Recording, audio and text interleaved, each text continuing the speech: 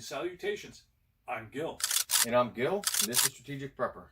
Welcome, welcome, welcome. Here we are again. We are in the soon-to-be formerly Mississippi compound. As in Gil is moving. And so we'll have a couple more recordings here, and that's about it. So today, we want to talk to you guys about beginning your preparedness journey and some of the tools out there. Specifically, we're looking at which tools? The FEMA and the Red Cross list. The FEMA list and the Red Cross list. And why are these important tools? Well, FEMA has done their research, and I know some of you guys in the prep community have this taboo thing about FEMA. They've done some, they do some good work. All right? So, and one of the things they've done is put together a checklist for people to have for emergency situations. And Red Cross has done something similar, but their checklists are different.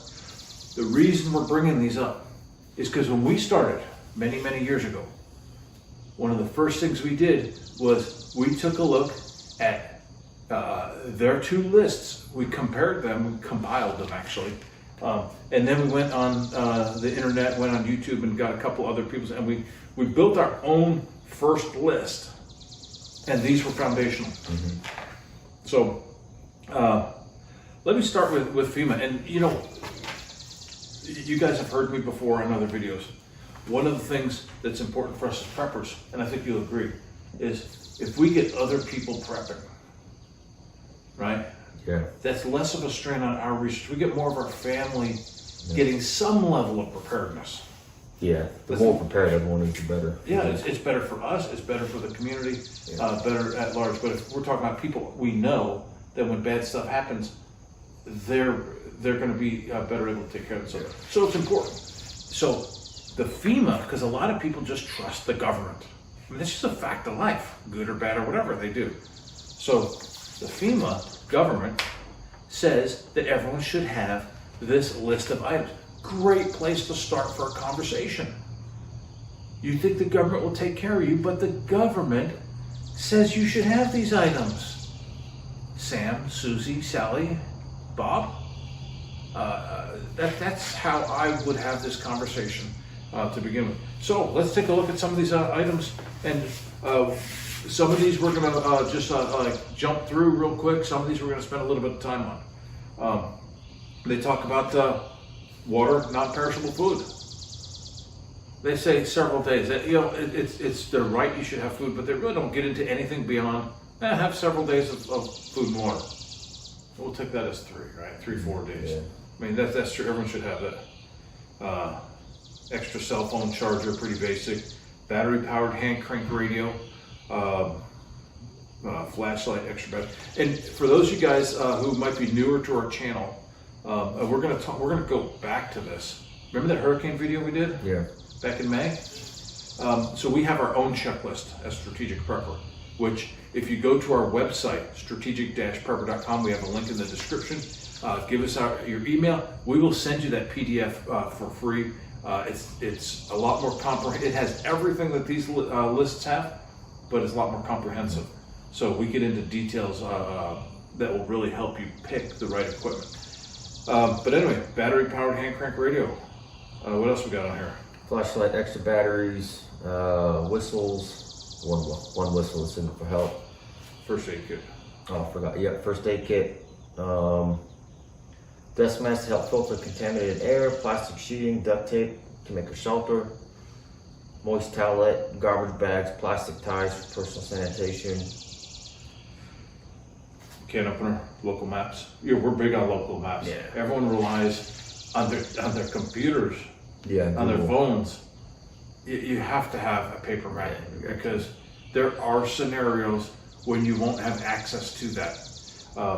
Think about how Cuba right now has shut down the internet.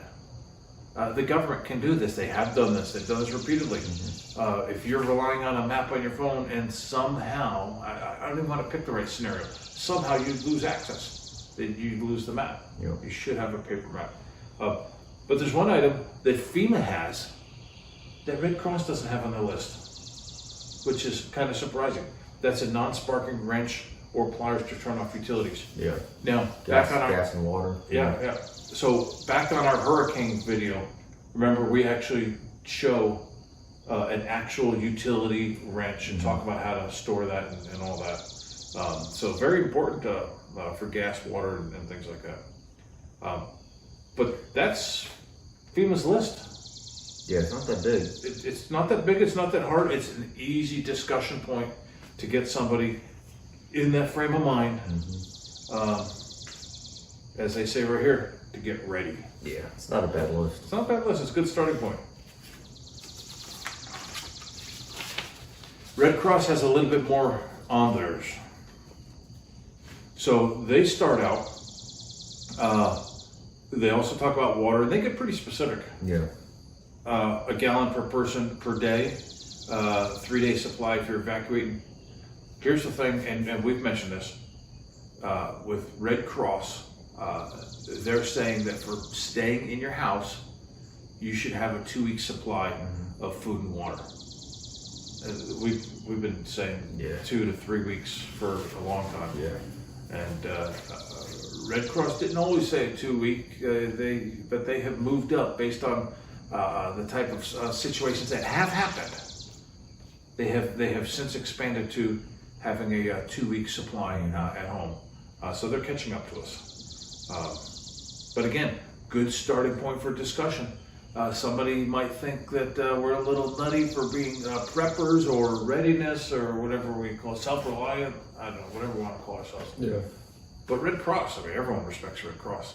They say a 2-week supply food and water at home. And 2 weeks isn't really that hard. I mean, the way I was told it, especially when COVID was hitting and the speculation was that people were going to be trapped inside their house for 2 months or whatever. 2 weeks, listen, whatever you normally eat right now, you just basically have to get more of it. Right. And you got to make sure you can, it's non-perishable and it's easy to prepare. Easy to prepare is one thing they point out, yes. Yeah, it's not that hard to find that. And then, hey, if you never end up using it, you can just absorb that into your weekly budget, and it ends up being it's not gonna really cost any more money. So I feel like that's a pretty easy sell for people. Yeah, so they have some stuff that's redundant, batteries, first aid kit. Flashlights. So they do point out medications, a 7-day supply, multi-purpose tools, some sanitation and personal items. Actually, FEMA has a little paragraph where they plug this in at the end, but you don't really see it on the checklist. Copies of personal documents. Yep, that's important. Did we cover our storage package? I think we did in the hurricane video. I think the red envelope. Yeah. I think we did. So yeah, we've got a great tool in that hurricane video to show you how to store your documents, keep them waterproof and fire resistant and all that. Cell phone chargers, family and emergency contact information. Again, you want that. You want that all in one place. We have ours written down in that folder with all the emergency documents. We have a list of all that, which we're gonna have to update once you get your new place. Yeah. You'll have to update yours when I get my new place. Yeah.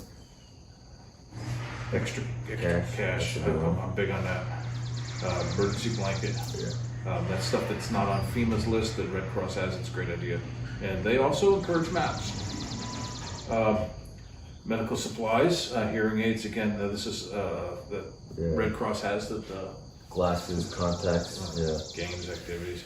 They both do talk about pet supplies. Yeah, baby supplies, two-way radios are good. That's good for communicating, extra car keys. Manual can opener, it's on both lists. Yeah, if you're gonna have canned food, make sure you put a separate manual can opener with your canned food, separate from the one you use. You can also use other things to open up. Like you can scrape it on concrete. But yeah, make sure you got multiple ways to open your cans of food. Yep. Now let's talk about a whistle, N95 mask, matches. And then I would actually say, yeah, matches are fine, but I would just say a couple of ways to start fires. Yeah. I mean, if I have Bic lighters instead of matches, am I wrong? No, be using a Bic lighter. Yeah. Rain gear. Yeah, obviously the towels is on both. Work gloves is something you should have. They just have the general category: tools, supplies for securing the home, And FEMA actually lists some of those tools, and again, we get more into specifics on what that would be. Extra clothing is good. Plastic sheet, duct tape, covered on both. A few other items that Red Cross has that is not on the FEMA list, surprisingly. Blankets, sleeping bags, entertainment items, which I kind of mentioned, household bleach and scissors. Yeah. All basic items. And the thing is, it's not to have them in the house, in my opinion. Right? When you're building an emergency kit, you should set these things aside as an emergency kit. It doesn't mean you sit them and forget them. Like bleach, you want to rotate that through. Right? Yeah, they need to be in there. Yeah. But if I'm going to use bleach as part of my emergency kit, let's say I want a gallon, I'm going to make sure I have a minimum of a gallon. And if I take that last gallon off the shelf, I immediately go replace it. Yeah. Right? So the idea is not to say, well, that's somewhere in the house. Because you know how that works in an emergency. Yeah, you don't have it. You don't have it or you can't find it. Yeah. So I would strongly say that either assembled in a kit or a emergency, like a location, a part of the pantry or closet. This is our emergency supplies. I like those totes. Those plastic totes, you put everything in there. And like I said, something like bleach you may not want to put in there, but you put that on a shelf and you have just a minimum number. Once I get below this, I'll restock. You make sure you have a certain amount of stock. Yep. Never use the last of something. So, like on the bleach, we actually went to smaller bleach containers. That's what we did too. So that we could keep that. Always make sure there's 2 on the shelf for us. Yeah, Right? so initially I bought the 1 gallon, the 2, and I realized I don't hardly ever use bleach, so I just bought the small ones. Yeah. And got 2 of them. So what do you think of those lists? Not bad, they're decent. I mean, for most people, that'll cover most of your bases. Your storms, power outages, stuff like that, that'll cover a lot for most people. Very real short term. What I would call normal emergencies. Yeah, stuff that you're pretty much guaranteed to go through, right? Everyone's gonna deal with something like that at some point. Now, they're not really gonna help you much with SHTF. No, but you gotta, Big grid down for a month and things like that. yeah, but you gotta have those bases covered first before you start doing the big stuff. So, but if I'm trying to convince an in-law or something, you know, or brother, sister, or friend, I would start there. And once they get that, then they have this mentality that yes, they have the responsibility to get their own gear. Then you can help them. Well, okay, you've got 3 weeks of food, but how do you know? Do you have enough water? Do you have matches? Yeah, baby steps. And go to, you know, how are you going to cook all that food? And you just help them add. At some point, it will trigger in their mind, you know, we need to just take this more serious. And if not, it's much better to have a friend or family that's got 3 weeks of supplies as opposed to 3 days of supplies. Yeah. It's one less person you don't have to Well, worry you can about. see like right now what's happening in South Africa. They got rioters and looters, and apparently people are lining up at the store and waiting 8 hours to try to get some food, and there's no food. And so you can even get stuff like that. I mean, that could turn into a long-term thing, but even if you get unrest at, let's say, the last 2 weeks, and things kind of catch up, right? Maybe in the U.S., we get help from another part of the country, and things kind of catch up. Yeah, if you have this list and at least 2-3 weeks of food, you'd be all right. Yeah, you know, here's the thing with South Africa. It's not a third world country. Yeah. Now, I mean, they have issues, so it's not like Europe and the U.S. Yeah. It's a group called BRICS. Brazil, India, BRICS. Brazil, Russia, India, China, South Africa. So it's kind of, they're not third world, but they still have gaps, so they're not first world in the sense, but they've got resources. And yet they're going through all this. Yeah. Oh yeah, it could happen. Yeah. Remember the Texas freeze? Those the effects were, I think it lasted technically a week, but it was longer than a week, I think, until power came back on. For some areas, yeah. So, yeah. Yeah. So, it's a good list. It's a good start when you're talking to someone. It's also a good to check your own stuff. You know, I mean, we do this, you know, do we have these basic things? And what other, yeah. I know we do a basic review of our own gear, our own bug out bags. And like along those lines, I'll go on YouTube and I'll see what other people are putting in theirs. Yeah. Because you don't know. There's gonna be things that you forgot or didn't think of. There might be a good idea. I mean, I know there's things I carry in mind. The first time we heard of the Silka key. Yeah, I saw. Yeah, that was from someone wow. else's video when we first started. I'm putting that in my bag. I got half a dozen of them now. The flat fold N95s in mine. That was the first time I saw someone else have that in their bag. Oh, that's And they explain why. Okay, that makes sense. Yeah, and that's one of the reasons we do this, so we can all share ideas and we can all get better. So I would like us to take a look at those lists. We just talked about the FEMA Red Cross, and compare a few of those points with what we have put together for our hurricane list, which is actually a good for general preparedness list. Yeah. So our list, like I said, you can get the PDF of our list strategic-prepper.com. My brain froze. Yeah. So you can get that list at strategic-prepper.com. I think I already mentioned that at the beginning, but we have a link to that. So let's start out water, food. So at water, we're at the same place that Red Cross is, that you should start with a couple of weeks. Really step it up, 3 weeks, food and water. But we get into other things. Filtration. So we talk about different filtration concepts. We talk about actual storage. I mean, Red Cross says store the water. Yeah. FEMA says store the water. We get into how to store the water. So it's a real good list. Food. Same thing as they say, have the food. Well, we get into other areas like having mess kits and supplies.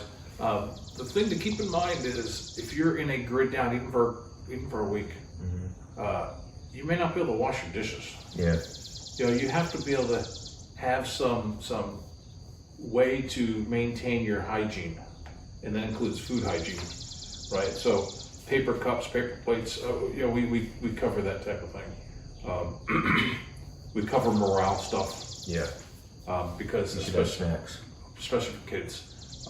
That could be depressing if it's too long. So we break it out, just like Red Cross does. We break it out between evacuating and staying put. So we've got some pretty good info on that. We cover fuel. Neither one of them really talks about fuel and heating. We talk about, they do mention matches in one of them. We talk about a couple different ways to start fires. And let's see, what else we have on here? Generator, power. Yeah, some way to, where they're using the gasoline generator, propane generator, solar generators. Obviously it depends on where you're at, what you're planning on powering. Are you planning for a winter storm? Are you planning for hurricane? Do you have a CPAP machine, for example? So all that's going to dictate. But yeah, if you have the ability to produce your own power, it's pretty helpful. You say that, and that's an important point. And before you start spending money, I mean, there's so many people who say, "Oh, buy this." Before you start spending money, you need to do an assessment of what your actual concerns are and rate those and you need to rate those concerns that you've got. That's always the first step, pretty much. Yeah, and that's our first video. In fact, there's a link right here. And heck, we see it all the time in our professional lives. There'll be an issue that someone's trying to solve, and it's easy to get that knee-jerk. Oh, we should do this. Okay, maybe. Maybe. You might be right. We got to go through the process first to make sure we don't miss something, or make sure we're not overreacting. It's easy to overreact, and that could be kind of productive. Well, and what happens when you overreact and do knee-jerk? You waste resources, you waste money, you waste time. Oh, and not only that, when you're dealing, you can get discouraged when you're talking properly. Yeah, and when you're dealing with people, you waste, as Jocko calls it, leadership capital. Yeah. Right. I convinced you to do something you wouldn't otherwise do, and then it becomes obvious to everyone that I completely overreacted. You lost a little bit of trust in me and my ability to make that decision. So there's a lot of reasons why it's bad to do that. Yeah. So we do encourage people to start with a self-assessment process, which, like I said, was in that video link. That will help walk you through that process. We also have a PDF. We also have a PDF to help guide you through that process that you can also get website. So power, big issue. We talk about that on our hurricane list and our hurricane video. Also, we talk about the solar charger and our bug out bag. Is it bug out bag or get home bag? Get home bag. And our get home bag video, we look at both our get home bags. We have a video on that, and so we look at our solar charger setups. So power is important. Yeah, well, and even with that, a lot, like I have a solar generator, like a 500 watt one, and that's small enough to where if you're evacuated, you can take that in your vehicle. Right. Yeah, everything from inverters. I mean, there's so many options for power that we cover in other videos. So we really don't want to rehash all of that. We just want to compare what we're doing to these pretty good lists from FEMA and Red Cross, and how we actually have, I think, built on and enhanced those. Tools, we get into a list of good tools. We talk about shelter, let's see, some safety items, and some of these are covered on the other list as well. We have a conversation, and we have a discussion on security, which they don't talk. Yeah, One thing you on got security, to surprise me. I think what? Neither one of these will not mention, I guarantee you, along the security. I'm not surprised. Most people don't want to talk about it. Go ahead and talk about it. Well, for security, you're talking about, I mean, right, so carrying firearms and stuff like that, you should be, it's a different topic, right? But you should be trained, armed, and I remember I said trained first, because most of you guys are aware of this, but if you just buy a gun, it doesn't mean you're protected, right? It's a tool, just like anything else. You got to be competent, and if you're not competent enough to use it, it's not really a benefit. So, but it says, so on here we said take appropriate measures. So that's going to differ for everybody. But especially in this kind of environment, whether it's a hurricane or any kind of emergency, you got to make sure you're ready to protect yourself. Yeah, and like you said, a firearm is one way, and it's probably one of the most effective ways, but some people rather have mace or pepper spray or something like that. You still need to practice on how you would deploy that. So if you have pepper spray and it's deep in your purse and you're not even sure where, you may not get that in time. So just like we say with everything else, gear by itself is not enough. Gear does not equal capabilities. Okay? You guys have heard us say this. Capabilities is a combination of gear, skills, and knowledge.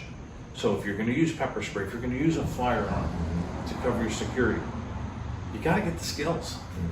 You got to get the knowledge as far as when to deploy it, when not to deploy it. Especially with this is, again, you got to start with an assessment of what you're trying to accomplish. So in this arena, I see a lot of people, they just start buying stuff. They just, I want to buy this, I want to buy that. And then they'll go on forums. What should I get? You should get this, you should get that. And people are just shooting in the dark and have no real idea what they're trying to do. There's no system. They buy 5 different expensive pieces of kit. None of them really work well together. And that's another video topic. But we're actually working on a video on that. At least you start with the system. And for example, if you've never bought a gun, I'd start with the pistol. Okay. The reason being is you can always carry it with you, right? And if you want a recommendation, leave a comment below, because we do have some well-defined thoughts. Not so much on personal preference, I like this, but we have reasons as to why, based on your situation, leave us a comment. We'll share with you what we recommend and why we recommend a particular pistol for you. So different people have different needs. So leave us a comment and ask us. We'd be glad to help you out with that. All right, a few other items. How to store the kit. Neither one of those talks about how to store the kit. You can't just put it on a cardboard box and that's So we get into that. First aid, we talk about first aid gear as well, and hygiene. We actually, I think, spent quite a bit more time on hygiene than either FEMA or Red Cross. It's very important. People get sick. People die in these types of emergencies from those sicknesses, and we want to avoid that. Medical issues. We spend a bit more time talking about communication issues. One thing that we cover, I think, quite well that neither depth. one really covers, which is surprising, is lighting. Yeah, you think they? You think they would be? I'm surprised, especially the Red Cross, because they do a lot of disaster response, tornadoes, hurricanes. Flashlights and extra batteries, and that's Everybody the needs them. extent of their advice. You need them every 24 hours, right? I mean, it's. You're gonna walk around your house with flashlights all the time. There's other solutions, Yeah. and that's what we talk about. Those other solutions that are actually very effective that we use regular in the video. Check out our hurricane video. You'll see some of those. Get a copy of this list. You'll see that discussion. Yeah, that's the one area I think those lists both fall very short.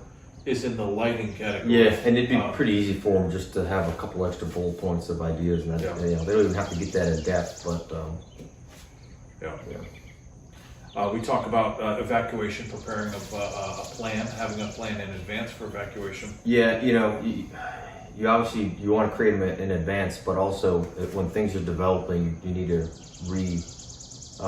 you got to go over the plan again, right? So if you're in the West Coast and there's wildfires and they're getting somewhat close, you and the family should run through the plan. You might even want to preload your vehicles. Don't wait until the last minute, right? Same thing with hurricanes. What category is it? How does it? Where does it look like it's gonna hit? You really, by time it's obvious. Usually, you want to evacuate before it's obvious you need to, right? By time it's obvious that you need to, it's obvious to everybody else. Everyone else is like. But here's the other thing. You guys remember in grade school, you had fire drills, okay? Me, I also had bomb drills. Yeah, duck in the center hallway and cover our heads. Yeah, upstate New York in the middle of nowhere. Yeah, like the Soviets are gonna bomb us. Right, no, but we had the bomb drills. But we drilled. The same thing with these. It's important to run through your plan. That's when you find out what works and what doesn't actually work. And you know, you get more familiar with it, the more you can instill the plan into instinct and memory, as opposed to trying to figure out during an emergency. The more effective it will be, the safer you will be. So, and then we have a few other miscellaneous items on here, pointers that'll make your life easier, more comfortable during an emergency. Yeah. So, so your basic thoughts on the FEMA and the Red Cross lists? I mean, they're not bad. Yeah, they're not bad. Starting points? Yeah, it's. Yeah, in fact, really, you know, depending on how aggressive you are, let's say you decide, hey, I'm going to get prepared. I need to do my assessment, and you want to take some time to walk through that, but you also want to do something. Shoot, you can knock out the Red Cross list and FEMA list while you're doing your assessment, because really, no matter what your assessment says, you're going to have to get those anyway. Exactly right. Yes. That is one of the benefits of that kind of list. Is it is something someone can do without worrying about wasting resources. Right. You just do everything on that list while you're doing your assessment. Yep. Yeah. Yeah, that's a great point. Yeah, I also think they're excellent lists to start. There's a couple of areas where they're not as deep as they should be. Security is just not even addressed. The lighting issue is just mentioned with flashlights. Other areas they do well. I mean, Red Cross talks a little bit about the sanitation and all that. I think that's very important. On the food and the water, FEMA just says several days, and they don't throw any number out. And that, you know, people need I think especially people starting, they need a target. Yeah, and I like that the Red Cross says 2 weeks. Give me 2 weeks of food. That's a good target, and 2 weeks is a good number. You know, we say 2 to 3 weeks, but either way, it's a number. If you tell someone 5 days, it's a number. It helps a person that's new. It's a clear goal that allows them to achieve that goal and say, yes, I did it. Well, and I like the 2 weeks too, because for one, the 3 days, most people have probably about 3 days worth, even without trying. Oh, yeah. It's not a real goal. You haven't really improved your position any. Right. Yeah, I think the 2 weeks is pretty good, because even with a real basic natural disaster, it generally takes a couple weeks to get stuff going anyway. So Yeah, and Red Cross also points out that they should be easy to prepare. Yeah, that is something you got to think about. Yeah, you just buy whatever you like to eat now, and it requires, let's say you have a gas stove and it requires gas. Or a whole lot of preparation, and you Yeah, know, you you got to know. bake it in the oven for so many hours, and Yeah, you no. know, no, you don't want that. I was watching this video. Well, tell me what you think of this. One guy in his emergency prep foods is a jar of peanut butter and and a bag of crackers. Yeah, I feel like, yeah. Well, It'll work as an add-on. I don't know if I could live on crackers and peanut butter. you know, if you're sitting down doing nothing, you probably won't die. But so here's the other thing you got to consider, because I've seen similar things in people's like get-home bags, and they'll make their own food. Caloric intake is very important. You have to, especially if you're gonna prepare, you have to take in enough calories. Especially if you're gonna be, if it's a storm and you got to do post-storm cleanup and food's still not around, and you know, if you put like 800 calories a day in your get-home bag, that's not even close to enough, right? Same thing with this. That's not. And there's different discussions as to different numbers. Some people say 2,000. We were reading just yesterday before, someone saying they use 2,000. Yeah, I use 2,500, 2,200. yeah. You use I think I use like 25. Somebody some other guy uses what, 36 or 3,000, something like that. Something like that. And I know, so like for me, I'm pretty aware of how many calories, just because of, I do mixed martial arts and all that. So when I'm trying to lose weight, I'm eating between 1,700 and 2,200 calories. My maintenance calories about 2,500, and when I'm training pretty hard, I'm intaking more than that. So for me, I kind of know how many calories I need. But it honestly, 22, 25, 3, anywhere in between, you'll probably be okay. But we gave this warning in the food video. I gotta give this warning again. All right. If you buy those kits that say 3 days of emergency food, Oh yeah, they're usually not. do not trust their numbers for 3 days. Go with the calories. And my personal rule on this, okay, and this is a freebie, but I've given it to you before, so if you guys haven't watched the others, it will be new to you. I don't count the powder drinks. No. They often just go right through the body. The body may not absorb all those calories. They're not quality calories. Yeah. Sugar's a lot of calories, but it doesn't do you that So much I don't good. even count those. Count the calories, not what what the merchant says for days. Yeah. So, all right. Yeah. I mean, I agree. I think they're good lists. Good to start. I think you can download them off the internet. In fact, we can include links, right? I'll include links to those in the description. And let us know what you think. Take a look at those. Take a look at our list, and come back and give us comments. Let us know what you think of our list compared to these other two. And what else? We talked about the website. Yep. Patreon. We do have a Patreon site where we get into greater detail on a number of topics, and we're building that. We've got a lot of information out there already. So join us on Patreon. That is a member site, and that allows that way you can support us, so we continue to do things. Yeah. So we can try to get the best information to you guys. Very low cost, less than a cup of coffee a month. But other than that, hope you guys enjoyed this. Stay safe and Stay prepared. stay prepared.